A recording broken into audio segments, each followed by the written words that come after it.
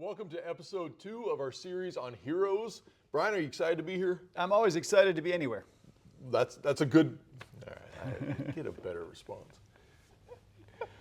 Welcome to episode 2 of our series on heroes. Brian, are you bringing Han Solo into the conversation today? I would like to, and I might at some point. He's not my hero that I'm bringing. Okay. But at some point, Han Solo just kind of fits into every conversation I've ever had. Well, we will patiently wait to hear from a Star Wars character. I guess, you see well what done. You see what I did there? If you feel good about it, I guess that's good. Our virtue we're going to be talking about, the virtue we see in our heroes, is the virtue of patience. And so for me, there's one character from popular culture that I think exemplifies what it means to be patient. All right. Winnie the Pooh. Oh, sure. Winnie the Pooh. Are you a fan of Winnie the Pooh? You can't not absolutely. like Winnie the Pooh. Yeah, I mean, I didn't really grow up with Winnie the Pooh. They had the Disney cartoons, but I don't think I've ever seen any of them, now that I think about it. Did you read, like, as a dad? As a kid, I kind of in my 20s, for whatever reason, I remember picking up the books and reading through them on some, Saturday afternoon, and I really enjoyed them. Was that when you were, like, considered a remedial reader and needed to catch up a little 24, going through seminary. Some of the professors said you might need to just take a few steps back and start easy. Yeah. Winnie the Pooh. Okay, Dr. good. Seuss, Winnie the Pooh. Got me through to Martin Luther. Absolutely. Good for you. Well, I was introduced really to Winnie the Pooh through my wife when we became parents. She had the books and we started reading them with our kids. And one of the things I was struck by was how patient Winnie the Pooh is. 3 quick examples. Sure. One, the one that everyone thinks of, it's pretty self-serving, but he climbs the ladder and he just waits for the bees to kick out the honey. That's a form of patience, patiently waiting.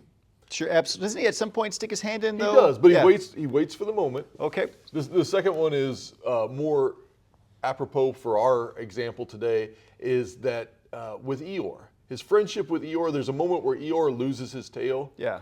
And Eeyore comes and he's Eeyore. Eeyore's just a hard person to be a friend with. I don't know, Pooh Bear. It's just, there's no energy in Eeyore. Yeah. Thankfully, Pooh just sits with him. Lets Eeyore lament, and then together they go and they find the tail. The third one is, and this is actually, I've seen this in my own life because I can often be this person, is Piglet. Whenever there's a big adventure they're about to go on, Piglet lacks courage. He doesn't want to go. Right. He's always hesitant. He's always, wants to stay back. Yeah. I think for most of my life, I've been that person. Sure. Where I'm like, I don't know. And what oftentimes people do in that situation is, let's go. They try to push you in. That's not what Winnie the Pooh does. He actually just listens to Piglet, kind of bears his burden with him, and eventually, through that experience, through that patient listening, Piglet finds courage to go on the adventure. Interesting. So for you, you see the heroism in Winnie the Pooh. Yes. Because he's patient with his friends. Yes. That's what you see. Yes. There's something there that might be worth us reflecting on. But all right. That's good. No, that's good. How about you? For me, I would say, this one's a little bit more heavy than Winnie the Pooh. Yeah.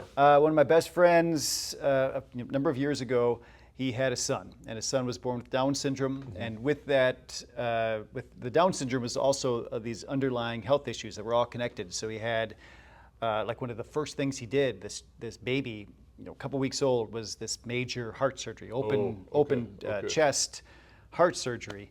And that was something that just kept happening throughout his life. And also he had troubles with the digestive system, and so he needed a tube and feeding. And it was a complicated thing. But the patience part that I saw in my friend Jeff was they were in a children's hospital so often in this young child did not live that many years, but in the years that he was alive, they spent so much time in that hospital that as a visitor, I knew my way around that hospital. Oh, really? Okay. He was there that long enough that I could, they had construction and I knew where to park and I knew how to kind of guide my way through because I had visited so many times.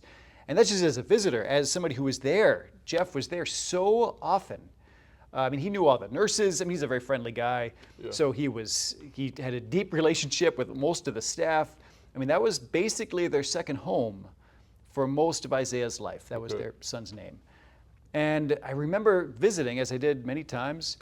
And for me, I've spent time in the hospital. I've had, for myself, for my wife, for my kids here and there. And just the amount of frustration you experience Oh, yeah. when you're in a hospital setting and you just want to get home, or you're waiting for a doctor to give you information, or you want to know what the next Yep, step is. yep. You want to, and there's so many things You're that not just drive you nuts. You're not sleeping well. You're not. Oh, absolutely. Yeah, You're sleeping on a weird cot thing Yep, at yep. best.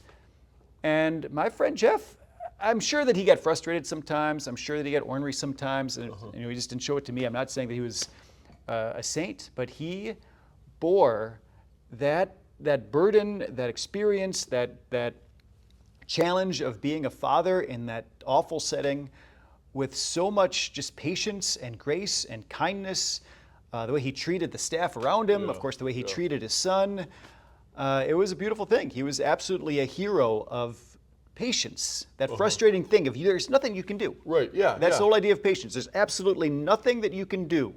So all you can do is just figure out a way to wait in a graceful way. Yeah. I mean, that's the heart of patience, Yeah, I think, right? absolutely, Of just being absolutely. graceful in your powerlessness. That's a good example. Is there, always the question is why, or what do we point to in Scripture?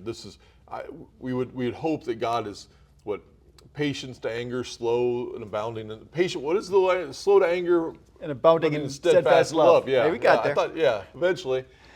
Yeah, well, so I was thinking about this. How do we see patience in the creator of the universe? And Jesus has this bit where he's coming into Jerusalem, and he's standing up on, I think, the Mount of Olives. Yeah, this is like the end of Palm Sunday, right? Yeah, and he's looking over the city, and he has this lament. Jerusalem, Jerusalem, how I've longed to gather you up like a hen gathers up its chicks, but you are not willing.